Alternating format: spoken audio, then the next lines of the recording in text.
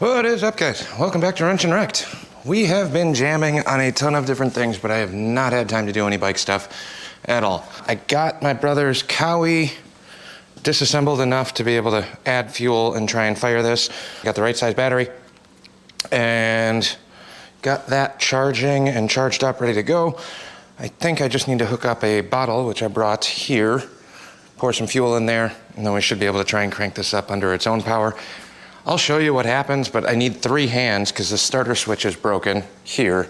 I can't play with the throttle at all, and I got it to stumble on fluid, but I've just been jumping the starter relay down here, just screwdriver style, and jamming that through with the ignition on. I got it to sputter and light off, but it's not happy. It's also not getting fuel and trying to run it on starter fluid through the intake. Not the best. It's also been sitting for 5 years, and there's a really good chance those carbs need to come off, which is fine, but I wanted to see what would happen first, so we will try and add fuel to that at some point. Probably not today, though. I've been working on maintenance stuff at the other powder shop, built a rotary phase converter and hooked up the dust collector. Should have been the last video, I think. And now we got the diesel compressor and tractor out here. So this thing runs like a top, fine, fires right up all summer long, but as soon as the temps start getting cold, it looks like it's a nice, beautiful day. I mean, it is a beautiful day out, but it's definitely on the chillier side. I finally got us a block heater. So what we're going to do is wire one of these up. Never done it. Doesn't seem too complicated. You got your extension cord with the terminals that go into here, and then this should thread into a freeze plug port. I thought it was going to be on this side over by the thermostat, but I was excuse me, I was wrong. I did find 2 fittings down in here. They're going to be super inconvenient to get to, but I got one here, one there, and this one is the oil line for the turbo, so we'll probably use that port because it's a little more accessible, I think.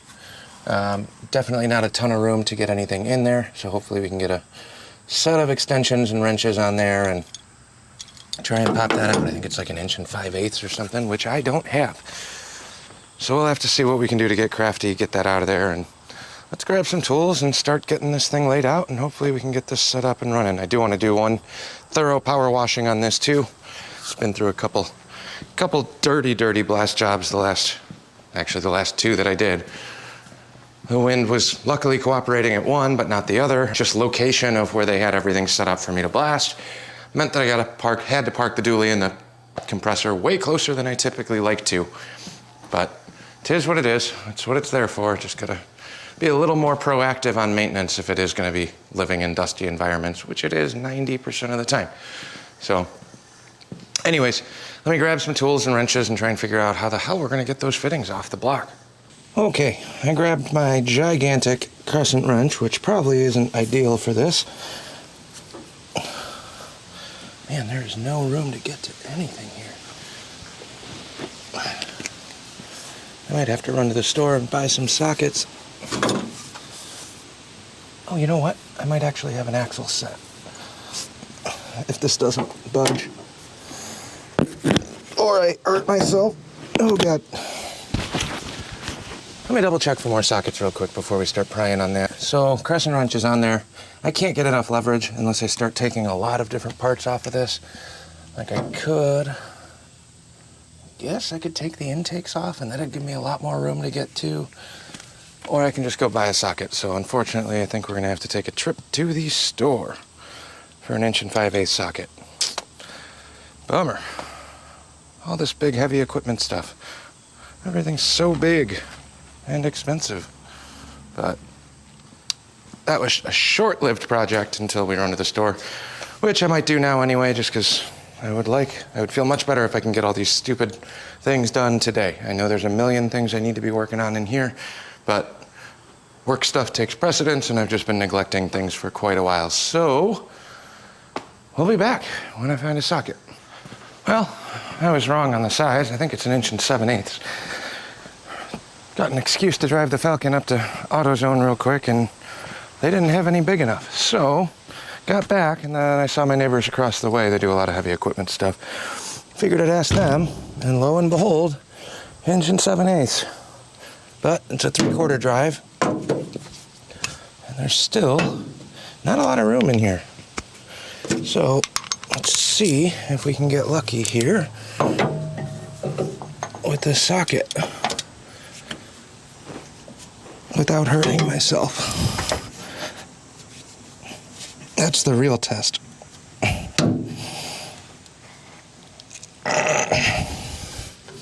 Okay, let me get a non-swivel head on here, and then we'll do this as delicately as possible. And I got the socket on there with a 1/2-inch adapter, and maybe, just maybe, I might have a breaker bar somewhere up here. That'd be even better. Let me check my truck box. Exhaust pipe will help me out. Probably not. Okay, unfortunately, this is on there pretty good, and I don't really want to hurt myself, so I think I'm going to take the air stuff, the air box off. What do we got here? 1, 2 bolts there. If I undo these 2, this will come off, and then I got 2 bolts down at the lower housing and 1 right here. So we got to clear some room just to get a wrench on here so I can do this without hurting myself. 2 bolts here.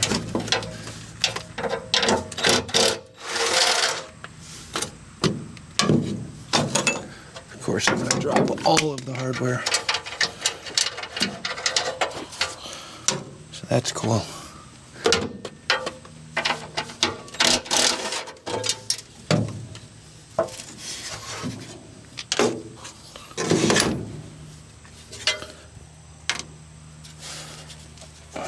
That's the easy one. I'll just swivel that off to the side for now. And this guy is going to be a pain in the ass.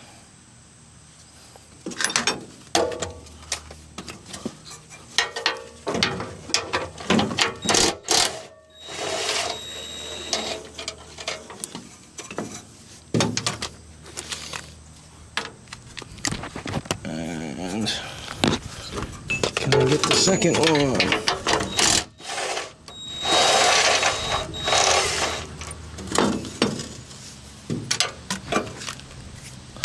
One, two. I should really just bring my toolbox out here, make my life easier.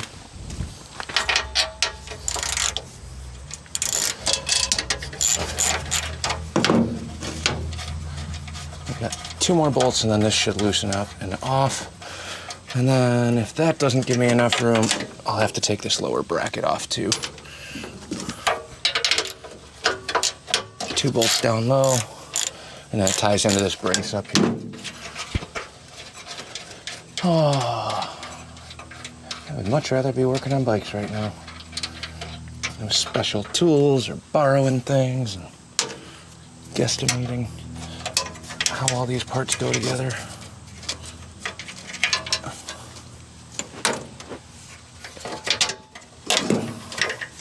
Covered in dust. This thing's filthy.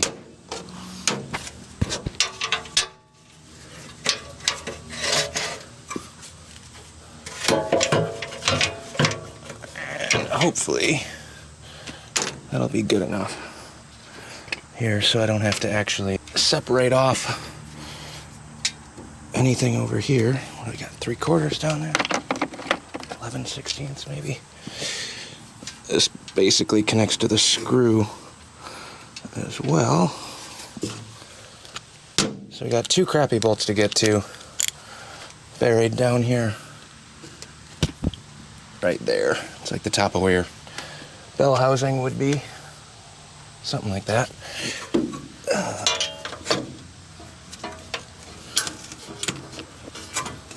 And the socket barely wants to fit, but it did break free. Let me get the wrench out, see if I can get these by hand. There's not a ton of room here.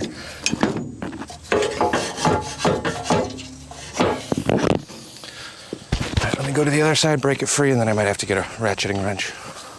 Okay, I broke those free, so now our air filter can kind of move here, and then this is actually just slotted, so that actually helps a little bit. jam this over here. Hopefully that'll stay out of my way. Now, with all of those gone, I might actually have a little bit of room. And lower the potential of hurting myself.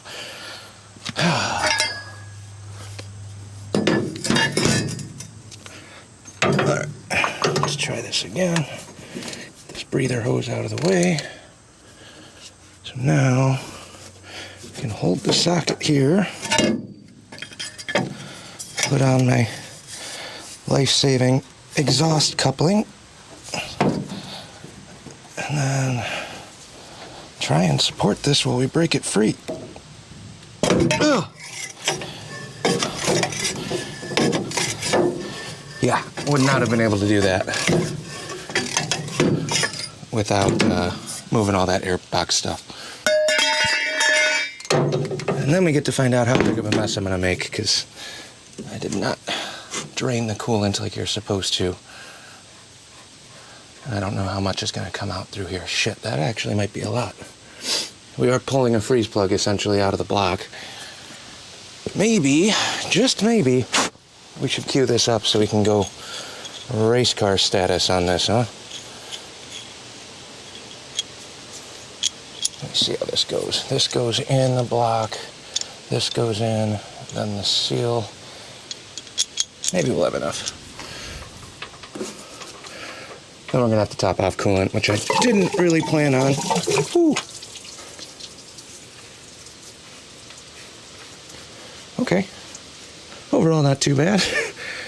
Just made a big coolant mess on the ground, but we'll clean that up.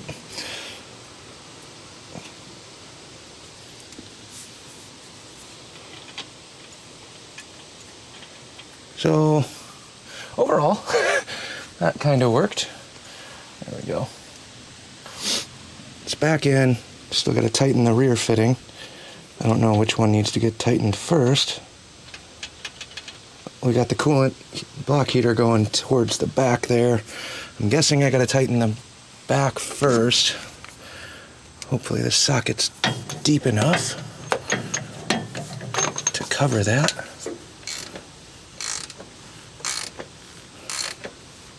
Feels like it. There's an O-ring on here too, so it should not have any issue sealing.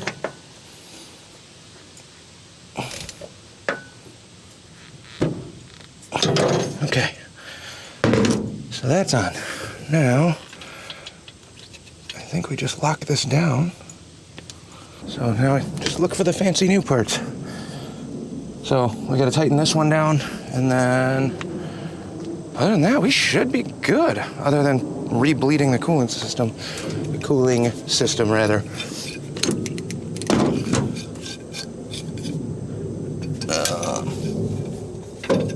I probably do have this size socket. I don't know what I'm doing here. All right, let me go look around for sockets.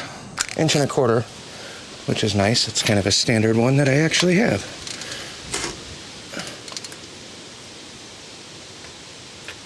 So there we go. Other than that, that should be it, I think.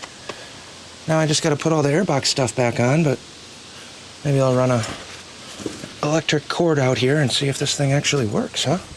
I don't know how you test that. I know we're going to have a bubble in that cooling system now.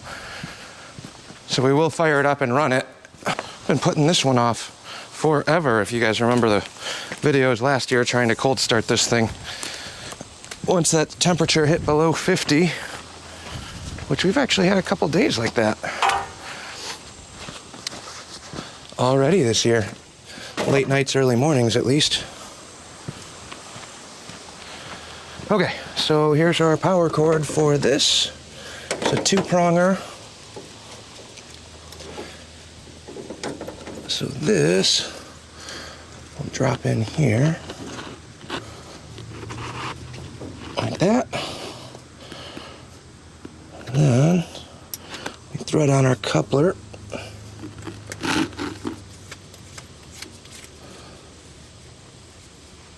Like that.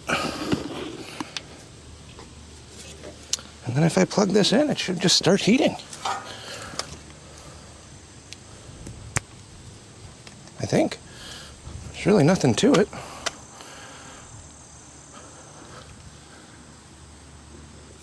It's on, I think. I should have power. I got power coming here, so this, in theory, should be warming up coolant. Should probably make sure there is coolant in there since we just drained it though, huh? Maybe that's a bad idea. Well, all right, well that's installed. Let me throw the airbox and stuff back on. I'm not gonna take you guys along for that because it's miserable and it's awkward. You saw me take it apart. Now all I gotta do is slap it back together. Then I will pop the radiator cap, throw some more coolant in there, fire it up and run it for a little bit and try and bleed out that bubble. And then we'll go from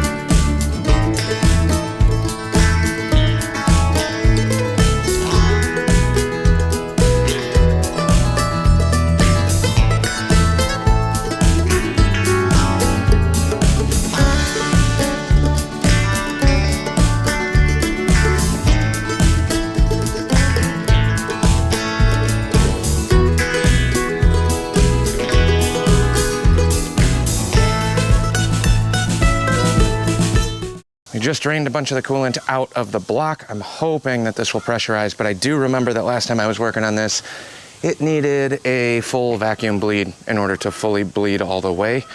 Granted, that was old thermostat, that was old parts. It's now got a new water pump, new thermostat. I don't remember what else I did. Go back in the videos if you really want to know. But we'll fire this up and see what happens. Let it get up to temp.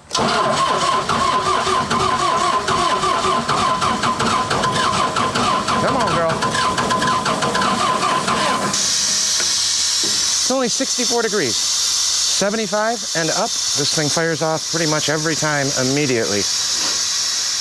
Hence the reason for the block heater. I know I shouldn't need it in these temps, but better safe than sorry. I also still don't have a battery strong enough for this. It's got 810 cold cranking amps, but it's not a big capacity one. So eventually we'll probably need to do a battery. Normally I keep 2 in here and then run a set of jumper cables in the truck just to connect those two, but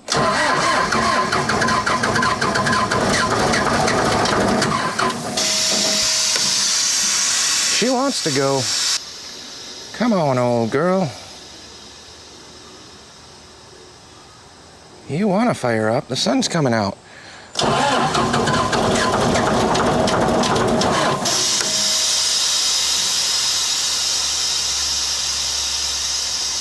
$70 degrees, I think, is the cutoff for comfortable, easy starting.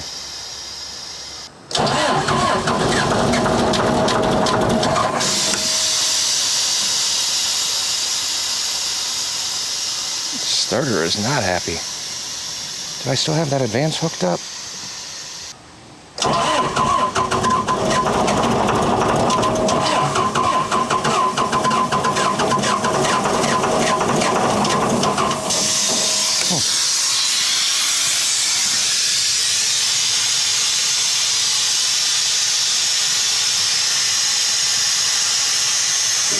There's a cold start advance on this that should be working.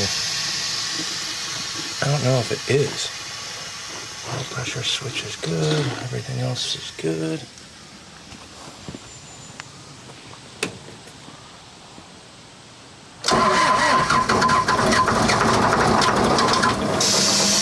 Misfiring. That's new. Normally it doesn't kick back like that. Something ain't right.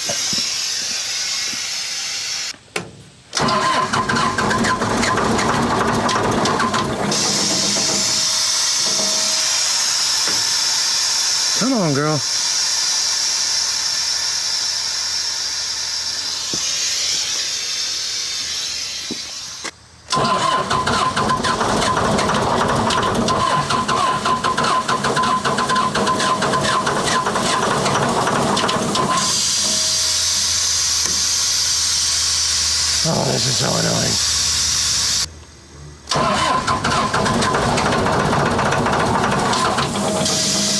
close.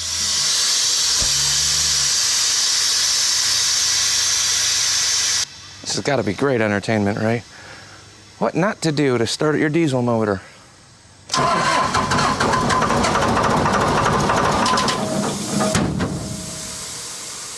She is not happy with me.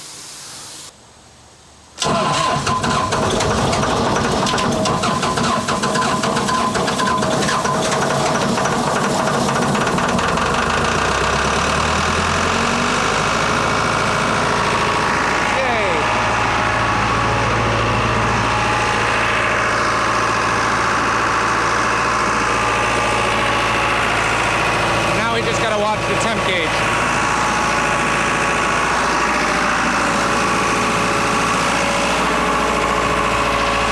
And to recharge the battery for this camera, but this thing's done. I ran it with the radiator cap off, got it up to about 220 or so. It's usually where it likes operating. Under use, I had one of the valves open, so it was constantly bleeding off air and making me go deaf because I didn't put earplugs in, but that should be about it. So I got the block heater zip tied. I left enough slack here, but zip tied up and over.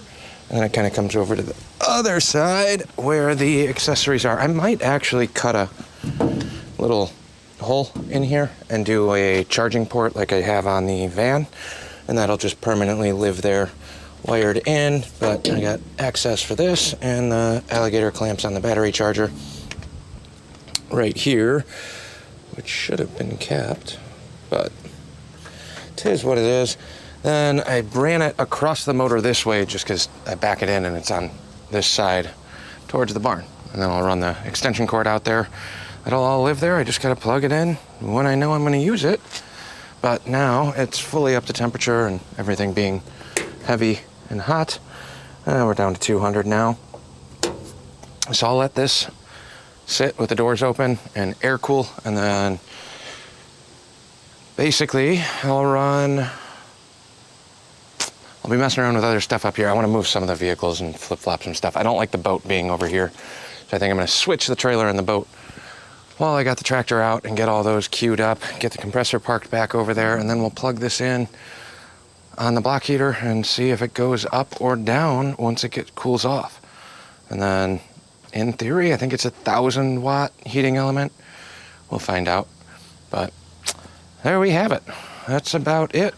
I might film the testing, plugging it in, and then coming back later and see if it gets up to temp at all. I'm not gonna sit here and film an electric element trying to heat up a block, because that doesn't sound entertaining. But that's it for now. Thanks for watching. Like, comment, subscribe. Maybe I'll have time to keep messing with this cowie. We'll see. Catch you on the next one.